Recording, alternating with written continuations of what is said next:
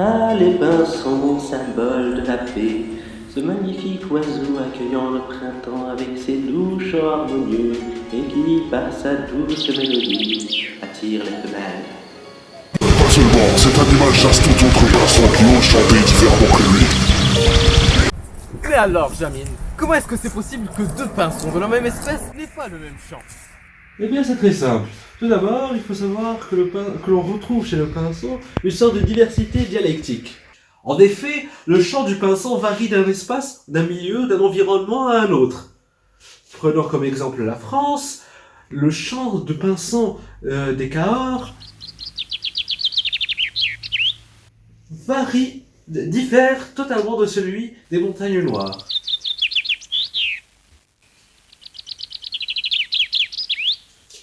Nice. Comme vous avez bien pu l'écouter, l'intensité et la fréquence sont complètement différentes. D'ailleurs, les sonogrammes nous le confirment.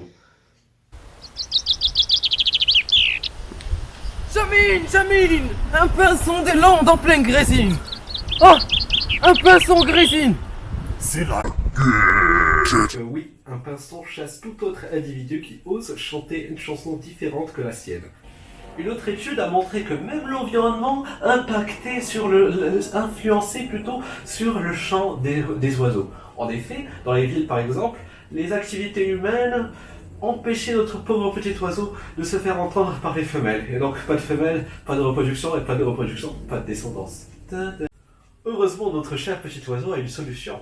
Et oui, il augmente son intensité de environ 14 décibels. Et donc ça fait un total d'environ 95 décibels.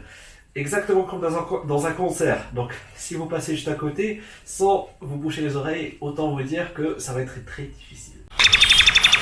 Confirme, Jamine. Et quoi de mieux pour parler de pinson que de parler de macaques? Et pour cela, allons faire un tour dans cette belle contrée qu'est le Japon. Eh bien, depuis leur enfance, les jeunes macaques restent très souvent avec leur mère.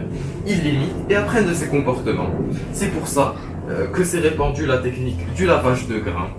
En revanche, les mâles adultes, qui sont souvent seuls et isolés, ne découvrent pas cette technique.